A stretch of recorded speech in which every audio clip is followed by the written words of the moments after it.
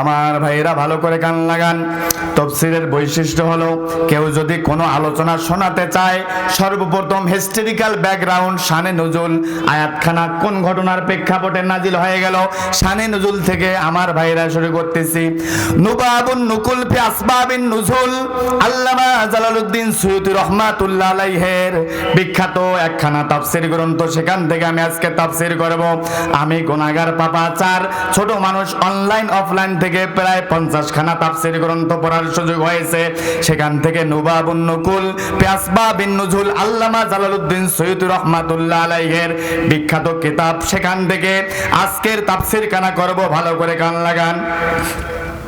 আল্লাহর নবী তার মর্যাদা এত বড়, আঙ্গুলটা যদি উঁচু করেছেন আকাশের চাঁদ পর্যন্ত দ্বিখণ্ডিত হয়ে গেছে। জমিন থেকে যদি পা উঁচু করেছেন সেই পারশ আজিম পর্যন্ত পৌঁছে গেছে। তিনি যাহা বলেছেন পৃথিবীবাসীর জন্য তা হালাল হয়ে গেছে। সেই রাসূল, সেই বিজ্ঞানী, মানুষ তাকে নির্যাতন করলো জনমের মতো। কারণ কি? ওয়ামা নাকামু মিনহুম ইল্লা আইয়ুমিনু বিল্লাহিল আজিজিল হামিদ। সেই মহিমান্বিত সত্তার, সেই একত্ববাদের ঘোষণা যারা দেয় ইমানদারদের সাথে, ওই সমস্ত কোরআন বিরোধী, ইসলাম বিরোধী দুশমনি করা ছাড়া আর কোনো কারণ নাই। একটাই কারণ, এরা মুসলমানদের সাথে দুশমনি করে যে তারা জমিনে তাওহীদকে প্রতিষ্ঠা করতে চায়। আল্লাহর জমিনে আল্লাহর আইনকে কায়েম করতে গিয়ে রাসূলের উপরে নির্যাতন চলে আসলো, সাহাবায়ে কেরামদের উপরে অত্যাচার শুরু হয়ে গেল। আম্মার বিন ইয়াসিরের একটা পা একটা উটের সঙ্গে বেঁধে দেওয়া হলো, আর একটা পা আর একটা উটের সঙ্গে বেঁধে দেওয়া হলো। মুহাম্মাদের দল থেকে যদি দূরে সার না আসো, আবু জেহেল সরকারের লোকেরা তাকে দ্বিখণ্ডিত করে করে মেরে ফেলা হলো। কথা বলেন ঠিক কিনা? আল্লামা সাইয়েদ কুতুব ইকামতে দিনের কথা বলতে গিয়ে জামাল নাসের জালেম সরকার তাকে পাগলা কুত্তা লেলিয়ে দিয়েছিল। কথা বলেন ঠিক কিনা? আল্লাহর জমিনে আল্লাহর আইন কায়েমের কথা বলতে গিয়ে আমার দেশের একজন কোরআনের পাখি 50টা বছর যাবত আল্লাহর কোরআনের কথা বলেছে।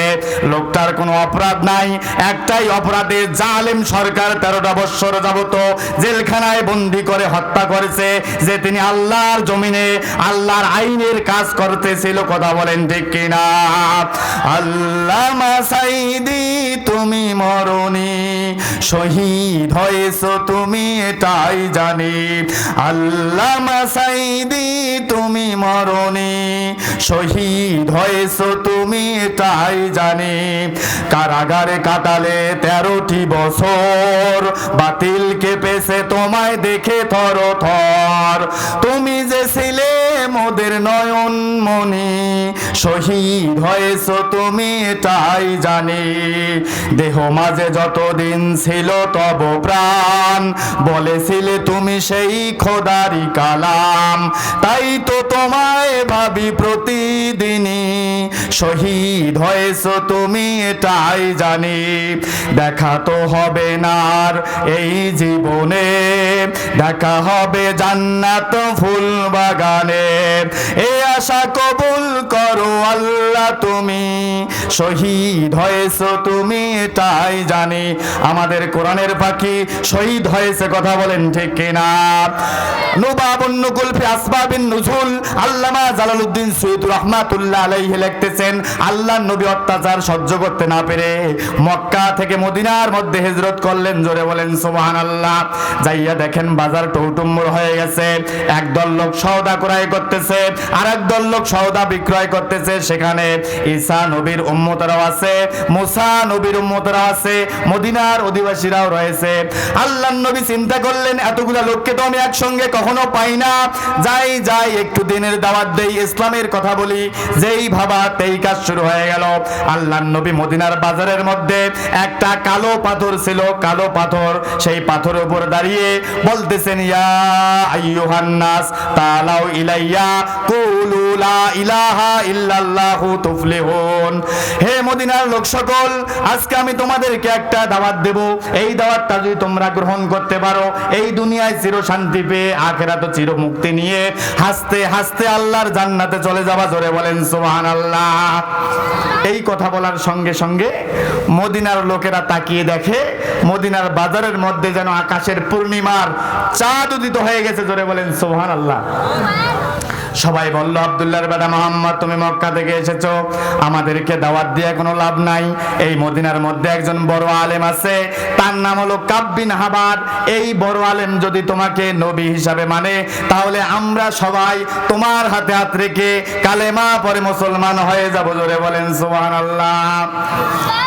আল্লাহর নবী চিন্তা করলেন, নেতা যদি ইসলামপন্থী হয়, কর্মীরাও ইসলামপন্থী হয়ে যাবে।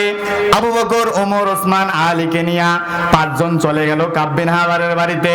যাইয়া দেখেন বৃহস্পতিবার দিবাগত রাতে কাব বিন হাবার তাওরাত কিতাবকে সামনে নিয়ে তার জনপদের লোকের সামনে বক্তব্য দিতেছেন। জোরে বলেন সুবহানাল্লাহ। আল্লাহর নবী তার সামনে গিয়ে বলেন, কাব বিন হাবার, আপনি এই মদিনার মধ্যে একজন বড় আলেম, আপনার তাওরাত মুখস্থ, জাবর মুখস্থ, ইনজিল মুখস্থ, সহিফা সমূহের অধিকাংশ ইবারত আপনার মুখস্থ। আপনি ভালো করে জানেন এই পৃথিবীতে একজন শেষ নবী আসবে, শ্রেষ্ঠ নবী আসবে, যার পরে কোনো নবী আসবে না, যার পরে কোনো রিসালাত আসবে না। আমি সেই আব্দুল্লাহর বেটা মুহাম্মদ শ্রেষ্ঠ নবীর দাবিদার। আপনি আমার হাতে হাত রেখে কালেমা পরে মুসলমান হয়ে যান। মারা যাওয়ার পরে হাসতে হাসতে আল্লাহর জান্নাতে চলে যাব। জোরে বলেন সুবহানাল্লাহ। এই কথা বলার সঙ্গে সঙ্গে ইহুদি ধর্মের বড় আলেম কাব বিন হাবারের মেজাজ বড় খারাপ হয়ে গেছে। বলল যে, মা দালিলুকা, তোমার কাছে কি প্রমাণ আছে নবুয়তের? আল্লাহর নবী বলে, আমার কাছে কোনো প্রমাণ নাই। বলতেছে, তাহলে তোমাকে প্রমাণ ছাড়া আমি নবী হিসেবে মানি না, বেরিয়ে যাও, গেট আউট। আল্লাহর নবী বড় বেজার হয়ে গেলেন মনটা। কিন্তু আপনার আমার কলিজার টুকরা নবীর মনখানা যখন বাজার হয়ে যেত, আল্লাহ পাক ফেরেশতা জিবরাইলকে সাথে সাথে পাঠিয়ে দিয়েছে। জোরে বলেন সুবহানাল্লাহ। নবীর মনখানা যখন বেজার হয়ে গেল, ফেরেশতা জিবরাইলকে আল্লাহ পাক পাঠিয়ে দিয়ে বললেন, যাও যাও, নবীর কাছে কোনো প্রমাণ নাই, আমার নবীকে জানিয়ে দাও নবীর কাছে প্রমাণ নাই। তো কি হয়েছে? কাব বিন হাবারের হাতের মধ্যে যে কিতাবখানা, ওই কিতাবের মধ্যে এক জায়গায় নয়, 2 জায়গায় নয়, প্রায় 82 জায়গায়, 80 মতান্তরে 82 জায়গায় রসুলের আহমদ এবং মোহাম্মদ নামখানা রসুলের জন্মের 1000 বছর আগে নাজিল করে আল্লাহ পাক পাঠিয়ে দিয়েছে। জোরে বলেন সুবহানাল্লাহ। আল্লাহর নবী বললেন, আমার কাছে প্রমাণ নাই তো কি হয়ে গেছে? আপনার হাতে যে কিতাব, সেইখানে আমার নাম আছে। জোরে বলেন সুবহানাল্লাহ। সবাই বড় অবাক। আব্দুল্লাহর বেটা মুহাম্মদের নাম তাওরাত কিতাবের মধ্যে আছে। কাব বিন হাবার বড় আলেম আমাদেরকে কোনোদিন বলে নাই। তাহলে চুক্তি হয়ে গেল, আপনি এবার তাওরাত পাঠ করবেন। যদি মুহাম্মদের নাম সেখানে থাকে, তাকে আমরা নবী হিসেবে মানব, আর যদি না থাকে তাকে আমরা মদিনার থেকে বিতাড়িত করব। সহজ কথা। আমি শানে নুজুল বলতেছি, কান লাগান। আমি বললাম বিস্ময়কর একটি আপনি আলোচনা আজকে শুনবেন ইনশাআল্লাহ। আমার ভাইয়েরা, চুক্তি অনুযায়ী এবার কাব বিন হাবার কানের মধ্যে হাতখানা দিয়া তাওরাত পাঠ করা শুরু করলেন। পড়তে পড়তে কয়েক পৃষ্ঠার পড়ার পরে আপনার আমার কলিজার টুকরা রসুলের নামখানা সামনে এসেছে। জোরে বলেন সুবহানাল্লাহ। এই নাম দেখার সঙ্গে সঙ্গে কাব বিন হাবারের মনটা বড় খারাপ হয়ে গেল। এই তো মুহাম্মদের নাম। কান থেকে আস্তে করে হাতটা নামিয়ে সে আল্লাহর নবীর বরকতি নামখানা, কান থেকে নিঃশ্বাসটা চলে গেছে এরকম একটা ভান করে সে আল্লাহর নবীর নামখানা বাদ দিয়েছে। জোরে বলেন নাউজুবিল্লাহ। মানে নিঃশ্বাসটা চলে গেছে এরকম একটা ভান করে নবীর নাম বাদ দিচ্ছে। নবী বললেন যে, দাঁড়ান, এখানে দাড়ি নাই, কমা নাই, সেমিকোলন নাই, আপনি এখানে থামলেন কেন? থামলেন তো নিঃশ্বাস ছেড়ে দিলেন কেন? কাব বিন হাবার বলে, মুহাম্মদ তুমি নবী হইতে পারো না। কেন? যে তুমি তো তাওরাত পাঠের নিয়ম জানো না বেটা, তুমি কোনোদিন স্কুল কলেজ মাদ্রাসা বিশ্ববিদ্যালয়ে যাও নাই, নতুন ধর্ম নিয়ে আসো, বান্দরামি করো। আল্লাহর নবী বললেন যে, আপনি তাওরাত পাঠ করেন, আমার নাম আছে কিনা চুক্তি অনুযায়ী কথা বলেন। এবারে আমার ভাইরা কান লাগান। বাইনাস সাতারাইন ওয়া বাইনা রাওয়াতুল উখরা, 2টা বর্ণনা এসেছে। আরো কয়েক পৃষ্ঠার পড়ার পরে আল্লাহর নবীর বরকতি 2টা নাম একই পৃষ্ঠার 2 জায়গায় অথবা একই লাইনের পাশাপাশি 2 জায়গায় চলে এসেছে। জোরে বলেন সুবহানাল্লাহ। এর আগে নবীর নাম ছিল একটা, এবার নবীর নাম হলো 2টা। এই নাম দেখার সঙ্গে সঙ্গে কাব বিন হাবারের মাথা এবার আরো খারাপ হয়ে গেছে। এর আগে নাম ছিল একটা, একটা, এবার নাম হলো দুইটা। এবারে কান থেকে আস্তে করে হাতখানা নামিয়ে আল্লাহর নবীর বরকতি নামখানা যেই ঢেকে ধরেছে, আল্লাহর নবীর নামখানা ঢেকে ধরে সে সামনের দিকে আগের মতো একটা বাটপাড়ি করবে। আমার আল্লাহ ফেরেশতা জিবরাইলকে পাঠিয়ে দিয়ে বলেন, যাও যাও, নবীর বিপদের সময় আমার আল্লাহ সব সহ্য করতে পারে, নবীর অপমান সহ্য করতে পারে না। ফেরেশতা জিবরাইলকে বললেন, যাও যাও, নবীর নাম ধরে ঢেকে ধরে যে ষড়যন্ত্র চালানো হচ্ছে, এই ষড়যন্ত্রের জালকে নস্যাৎ করে দেওয়ার জন্য ফেরেশতা জিবরাইলকে আল্লাহ পাঠিয়ে দিলেন। ফেরেশতা জিবরাইল এসে কাব বিন হাবারের হাতের আঙ্গুলের জবান খুলে দিয়েছে। আঙ্গুল বলে উঠতেছে, আশহাদু আল্লাহ ইলাহা ইল্লাল্লাহু ওয়া আশহাদু আন্না মুহাম্মাদান আবদুহু ওয়া রাসূলুহু। এবার হাত বলতেছে, হাতের আঙ্গুল বলতেছে মুহাম্মদ আল্লাহর নবী। জোরে বলেন সুবহানাল্লাহ। একটু কালেমা পড়েন, লা ইলাহা ইল্লাল্লাহ।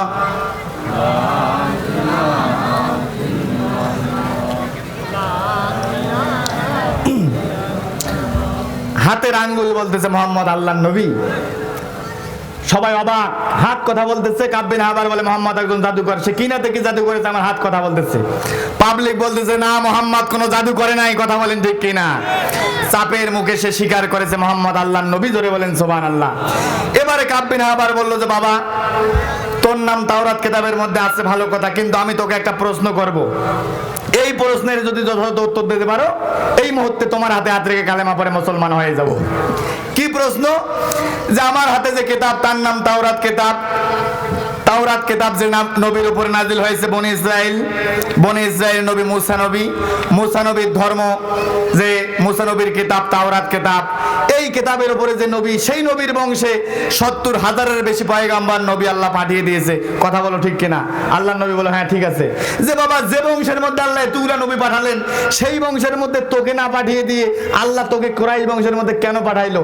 এই বিবেক বহির্ভূত কাজটা আল্লাহ কেন করলো? তুই আমাকে উত্তর দে।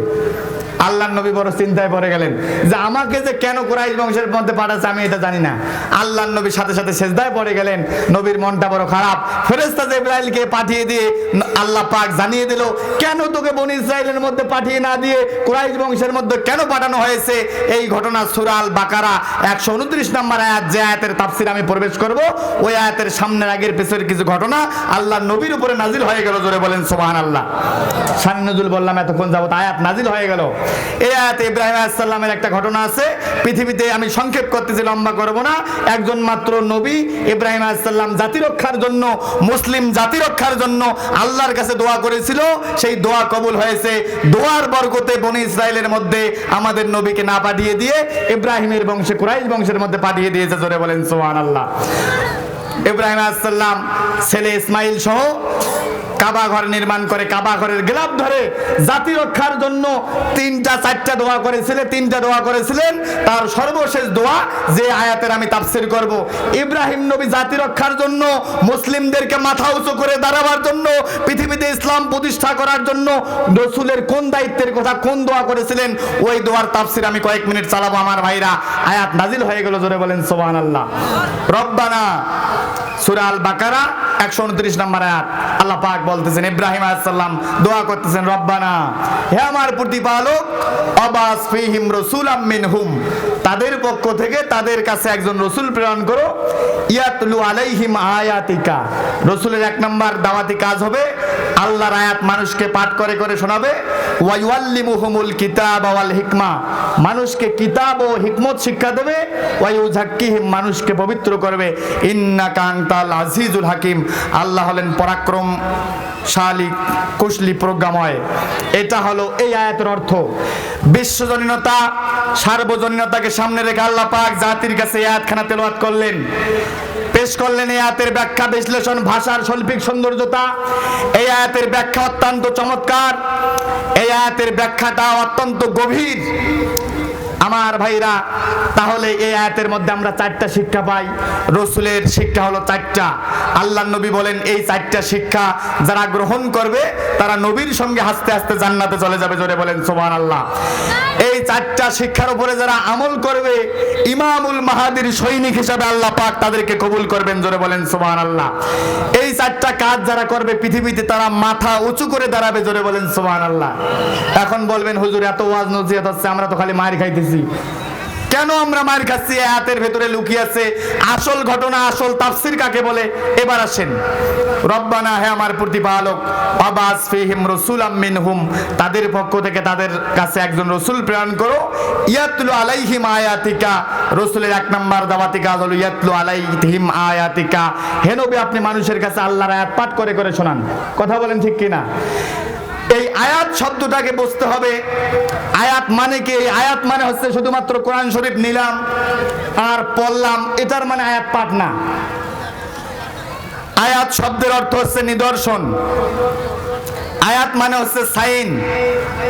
আয়াত মানে হচ্ছে আল্লাহর সৃষ্টি জগতের পরিচয়। আয়াত মানে হচ্ছে আল্লাহর সৃষ্টির বিশালতা। জোরে বলেন সুবহানাল্লাহ।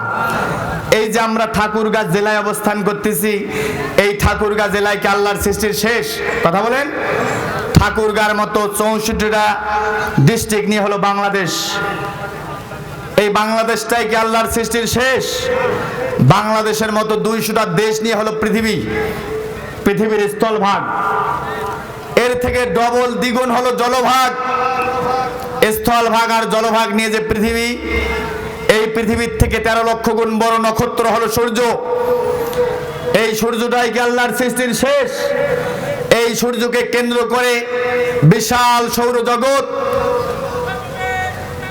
এই সৌরজগতের উপরে আছে সাইরাস, তার উপরে আছে পোলাক্স, তার উপরে আছে Proxima Centauri, Alpha Centauri A, Alpha Centauri B, Eta Carinae UY Scuti HD 100546, Pistol Star Betelgeuse, এরকম কোটি কোটি গ্রহ নক্ষত্র আছে। জোরে বলেন সুবহানাল্লাহ। এই কোটি কোটি গ্রহ নক্ষত্রে আল্লাহর সৃষ্টি জগতের শেষ নয়। এরকম কোটি কোটি গ্রহ নক্ষত্র নিয়ে তৈরি হয় গ্যালাক্সি। আমাদের গ্যালাক্সির নাম হলো দা মিল্কি ওয়ে গ্যালাক্সি। মিল্কি ওয়ের পাশে যে গ্যালাক্সি আছে তার নাম হলো দা অ্যান্ড্রোমেডা গ্যালাক্সি। এরকম কোটি কোটি গ্যালাক্সি আছে আল্লাহর সৃষ্টি জগতে। জোরে বলেন আল্লাহু আকবার। এরকম কোটি কোটি গ্যালাক্সি নিয়ে তৈরি হয় ইউনিভার্স। কোটি কোটি ইউনিভার্স নিয়ে তৈরি হয় মাল্টিভার্স। কোটি কোটি মাল্টিভার্স নিয়ে তৈরি হয় সুপারভার্স। এত কিছু আছে আল্লাহর প্রথম আসমানের নিচে। জোরে বলেন সুবহানাল্লাহ। আর জোরে বলেন আল্লাহু আকবার। এর থেকে আল্লাহর দ্বিতীয় আসমানটা আরো বড়।